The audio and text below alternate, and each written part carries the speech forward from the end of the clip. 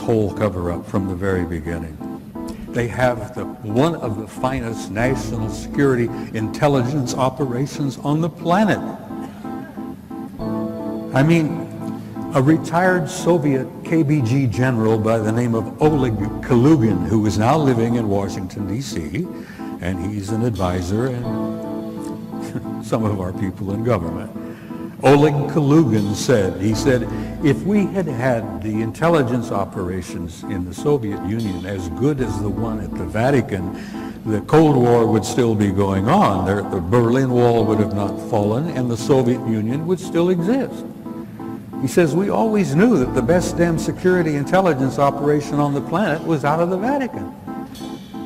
And probably the reason is that every damn priest in every country on the planet, Catholic priest, is in a sense an agent of the Vatican Intelligence Secret Service. And they're deeply concerned about the location and the appearance in our solar system of a planet known as Nibiru, which has already been photographed, and I have a picture of it here in a moment to share with you. The 10th planet has been photographed by an astro, what do they call them, where the telescopes are?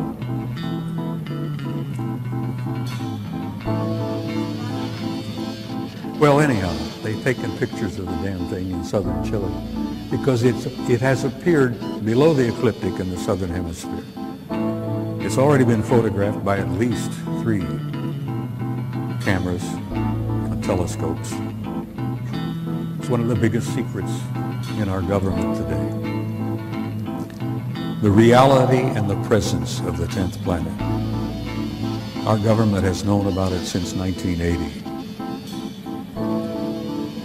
Anyhow, it's real, it's there, and we're going to see it up here. I've been involved in this whole thing for 40 years, and I've been deeply involved in it for the last 20. And let me tell you, take it for what it's worth, in my view, there ain't going to be no disclosure. Not like they expect. They expect the government to someday have a news conference and stand up and say, hey, we got a little surprise for you. Guess what? We've been keeping it from you. We're sorry about that, but it was for your own good, you know. You guys weren't ready for this. You probably couldn't handle it. So, but now we're going to tell you, oh yes, aliens are here. They've been here for quite a while. They're all over the place. Well, they are indeed all over the damn place. But you're not going to get a government disclosure because that's not how government works. First of all, they're a bunch of nitwits in some cases. They're not capable of giving you a disclosure and doing it in a sensible, thoughtful, caring way. For a lot of reasons. One of the reasons is that they don't want to admit to you they've been lying to you for over 60 years. And then the other thing is that they are really a little bit uncertain and frightened themselves because the true scope of their awareness and what they know still has them in a state of shock. An event took place in California in 1954 at an Air Force base known as Muroc. This event had been planned and orchestrated by sensitive military, primarily naval individuals. And what it was essentially is that Eisenhower got aboard his plane, went out to this Muroc Air Force Base with a whole passel of guys from his administration, and including the Archbishop or Cardinal or Bishop of Los Angeles, a guy by the name of McIntyre. And this thing had been orchestrated and organized for some time because there had been communications between individuals in naval intelligence. And I say naval, and I say this again and again and again. My kid retired as a senior officer from the Navy just in November. The Navy has been up to here in this whole program from the very beginning, and they actually run the operation over at Groom Lake at S4. Anyhow, this event took place. I've had verification and proof that it actually transpired from sources impeccable. They flew Ike out there. Supposedly he was visiting a dentist. He had a problem. Well, bless his heart, he really did have a problem. When this was over, he ended up having a coronary. That impact upon him was so powerful that he ended up having a heart attack. Anyhow, what transpired in April of 1954? A group of others, I hate the word alien, I don't even like the word ETs, but whatever term you care to use, they came in. There were 3 ships. They were golden in color. They were discs primarily, circular discs, but they were fat discs. They had a high dome on the top and they had a big dome on the bottom. And these golden metallic discs came in, 3 of them, and they circled over the runway. Made several passes. And Ike and this whole crowd are standing there with, mouths dropping open. We had some generals, we had some admirals, and we had a couple of church authorities there, and poor old Ike. And these guys circled around for a time, and then one of the ships came in and landed on the tarmac right in front of the hangar where the receiving party, the welcoming party, was located. And they had cameras set up. There were at least 4, maybe 5 cameras. Everything was on film. All of the sounds, they picked up every word that was said. One of the ships come over and lands right in front of the hangar. The other 2 ships stayed hovering over the runway during the entire process. The stories I've heard from people I trust in that the whole thing went 3 days. There was a lot of exchange. And your country hasn't been the same since. You talk about black government, shadow government. Ladies and gentlemen, you have no idea how damn black it is. The government you think you got is not the government you've got. The government you think you had, the government that Washington, Jefferson, Adams, Hamilton, all the rest of those guys created 200 years ago is not the government you've got today. You do not have a democratic republic, good people, and I'm sorry to have to tell you that. You all know about Roswell. Well, let me tell you, Roswell was one little tiny event.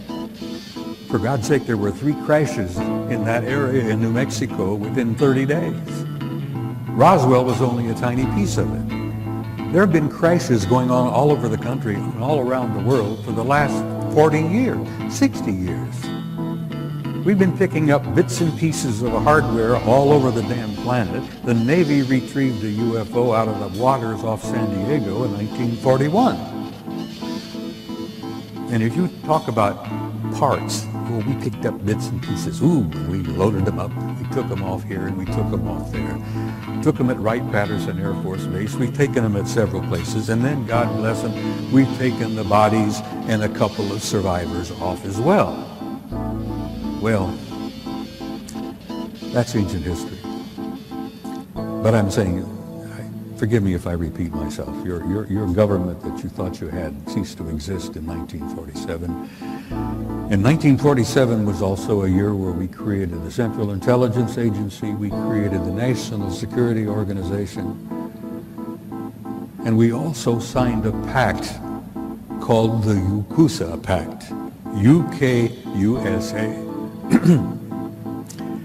Now this pact we signed in 1947 was not just an accident.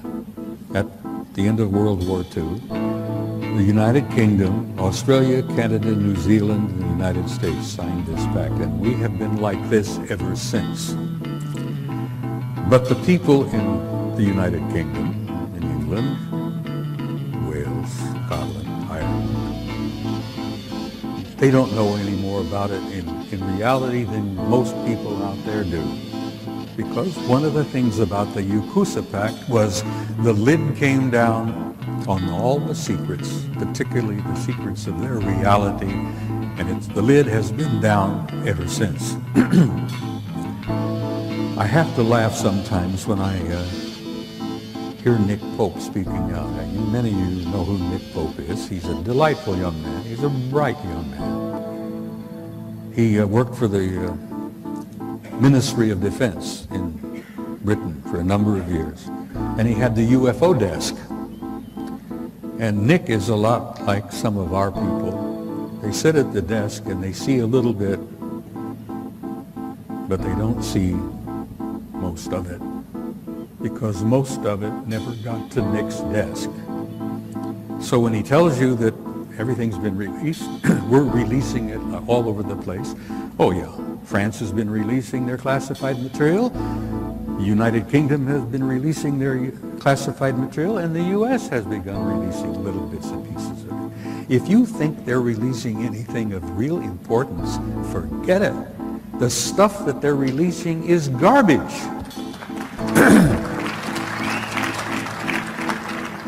Nick, forgive me wherever you are at this moment. I'm not putting you down. Most of the stuff they're releasing is garbage. The only bit of information that came out of France recently that was of any information or of any value was a report they called the Cometa report. And many of you, I'm sure, are familiar with that. A number of retired French admirals and generals and scientists got together and put together a 30 or 40-page document called the Cometa report about what they considered to be the reality of the extraterrestrial presence, which is a term I like to repeat from time to time, the UFO matter. And the Cometa report said essentially that, damn it, we're not being told the truth, and we think it's time for everybody to fess up and get this information out. And the French were really ticked because, you know, they've had a chip on their shoulder from the very beginning that they've never really been shared with by the United Kingdom and the United States. So Washington was not sending anything to Shape headquarters about the UFO matter, where these things were flying all over Central Europe back then. Gordon Cooper admitted to me, he said, you know, I was flying jet fighters over Europe in the 50s, and they were all over the damn place. We wondered then what they were all about. Well, bless his heart, Gordon now knows the answer. Oh, where were we? I was rambling, excuse me. We were talking about disclosure. There are lots of different things that have been happening. Let me get to some of this material here. One of the things that ticked me off the most is a little document known as Executive Order. I have in my fingers, I sound like one of those guys on TV. I have in my greasy fingers here an Executive Order, copy of it. This was signed by Slick Willie. Oh, excuse me, President Clinton. Slick Willie signed this on September the 29th, 1995. An executive order is something that you may not be aware of. An executive order is probably the most powerful piece of paper there is in our government. A president sits down, comes up with an idea, he has something he wants to do, he puts it on paper, he signs it, that becomes law. Nobody in Congress has to talk about it. Nobody in Congress is asked to see it. Nobody in Congress has to give approval to this, because when the president signs it, it becomes law. Now that in itself, good God, Washington, Jefferson, Hamilton, those guys are spinning in their graves, I think. The fact that we've reached this point where an imperial president can sit in his office at 1600 Pennsylvania Avenue and sign an executive order which becomes the law of the land, and you cannot argue with it. This particular one that's Clinton signed in September of '95 wiped away every rule in the Environmental Protection Act. There were a bunch of guys over here, not too far away, at Groom Lake, Site 51, who were dying horrible deaths because they had been exposed to something, smoke, chemical, whatever, during their job. And these guys, their flesh was falling off their bodies. Their skin was rupturing. The flesh was falling. They were in incredible pain, and they were dying. And their doctors, some attorneys tried to find out what it was that was causing this. If the doctors could find out what was causing it, they could possibly help those guys deal with this, and they could come up with some way of treating them. Well, not only did the government deny the request for information on what that material was that was killing these guys, those bastards in Washington even denied the damn facility didn't even exist. And this is after the Soviets had taken photographs from orbit proving the existence of Groom Lake and Site 51. And the Soviets were good enough to let us have photographs of the damn place. And yet your government in Washington says, oh, that doesn't exist. That place doesn't exist. No. And they wouldn't share any information, and those guys continued to die. I don't know how many of them passed away. I've lost track of it over the years. Let me tell you one other small thing.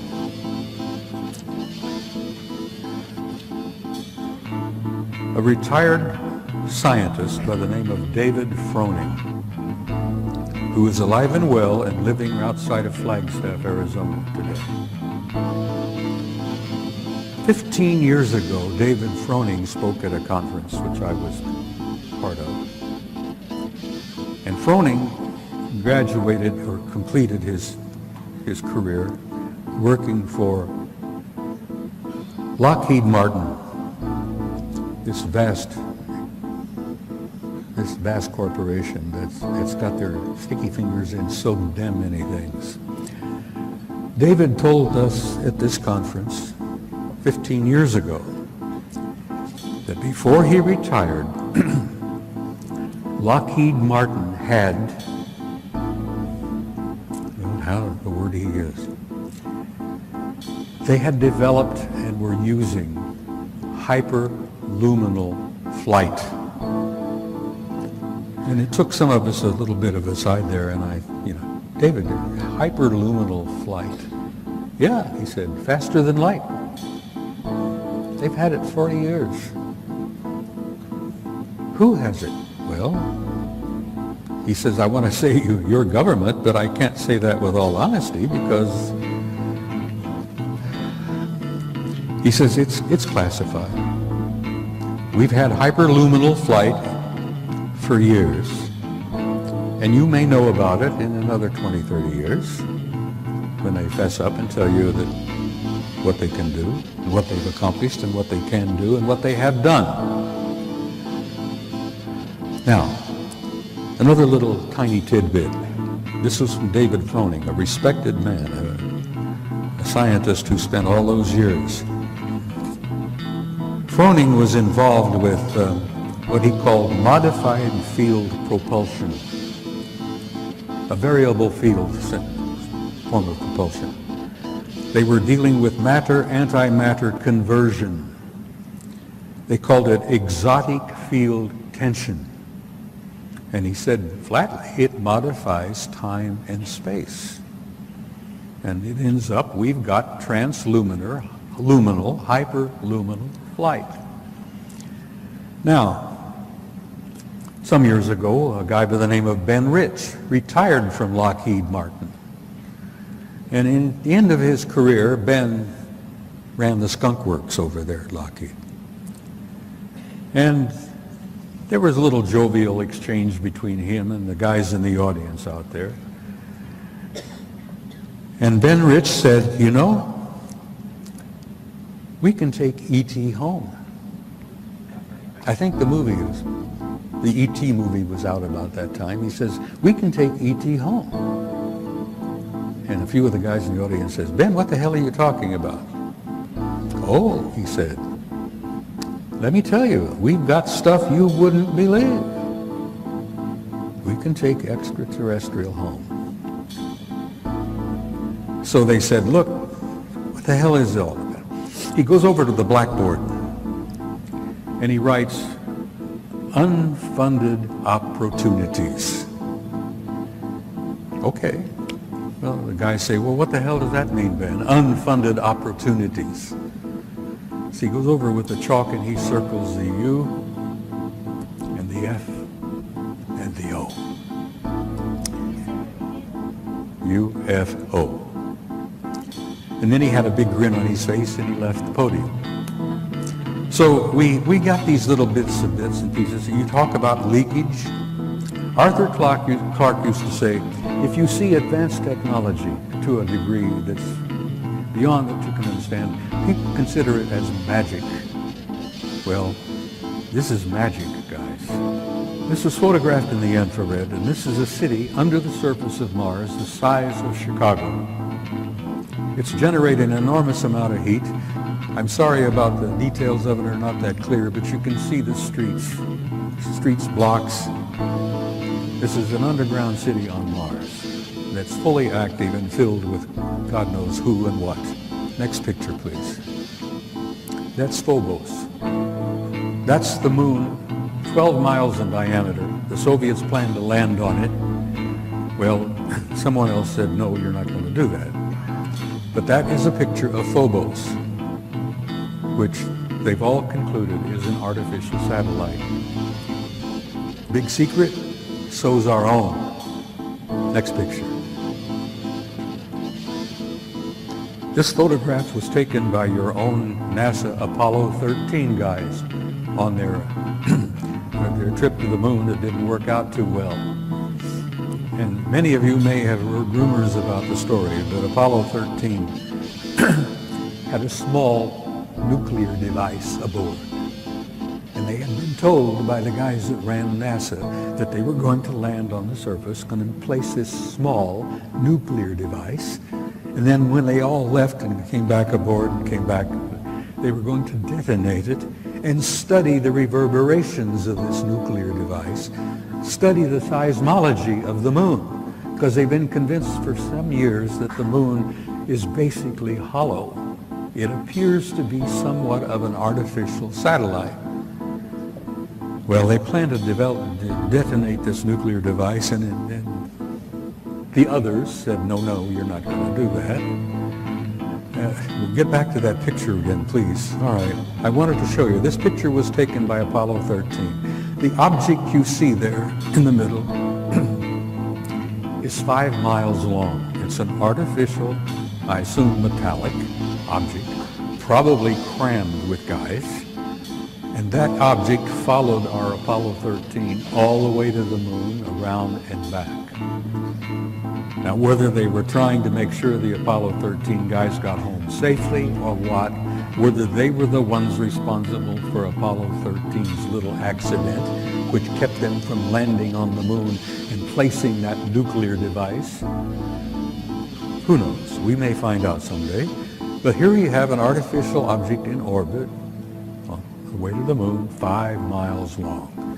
Now, I've spent some time aboard aircraft carriers with my kid.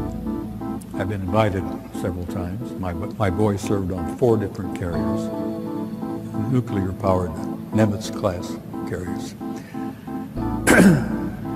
We have carriers with 5,000 men in the crew, 1,000 feet long, 150 aircraft. There's snack bars, dining rooms, accommodations, this and that. Can you imagine the accommodations on an object? I like to think that, there's McDonald's, bowling alleys, God knows what. I'm sure they have a fairly good life out there. Anyhow, aboard an object 5 miles long, I've tried, in the time I had, to do 2 things. to impress upon you the reality of the extraterrestrial presence, the ones I refer to as the others. I hate the term alien. I hate the term UFO. There are no UFOs. We've known what they are for years and years and years. Some of them are ours. Some of them are theirs. There are no unidentified flying objects out there. They're all identified. I've tried to impress upon you the seriousness of it, the seriousness of the cover-up and the lies they've been telling you, the importance of why you need to know as much as you can know. And you need to be presented with the material because, damn it, you all deserve the truth. You have a right to know and you have a need to know because you are the people that this whole damn thing is all about. Now, they're in our midst. That's an understatement. When I came in, I arrived yesterday. I've been running around here all day. There's an old friend sitting in the audience out here who I've known for years. He's currently with Defense Intelligence Agency. He's getting up to years, probably going to retire very soon. And I've met him many times. We've shared a lot of information. There is another young man in the audience here who I will not point to because I can't see a damn thing with those lights, who is from National Security Agency, and he and my old friend were not aware of the other one being present here. But the one that's most redeeming and most exciting for me is there is a couple here who look like they're in the mid-40s. They look like a husband and wife. Nice-looking people. Very nicely appearance. As I said, their appearance is like a husband and wife. They're sitting together. Neither one of them were born on this planet. Guys, they're in your midst. If you have dinner down here somewhere, you could be sitting next to one of them. There are two of them in the audience this afternoon, and I want to salute you. They're nice folks. They're as human in most respects as you and I are. They're all over the damn place. They're in our midst, and they are family. We're related to them because they were the ones that had a hand in establishing us as a hybrid race 100,000 years ago.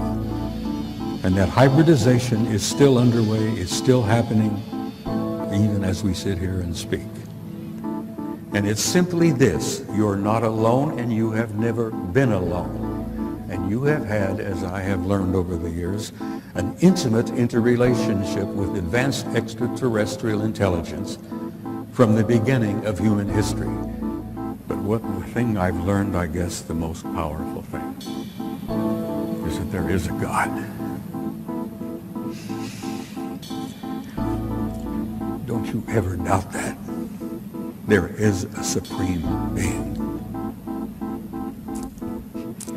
And you're all a part of that because there is a spark of that divinity flashing and burning in every one of you.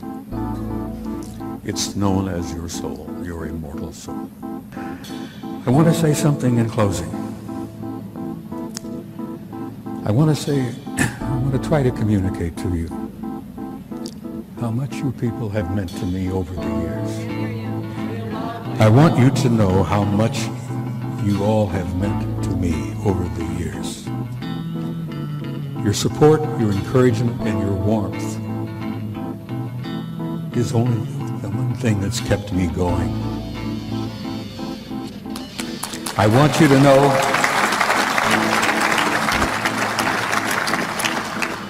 know how grateful I am to each and every one of you. You are friends. Ti amo. I love you all. Good night.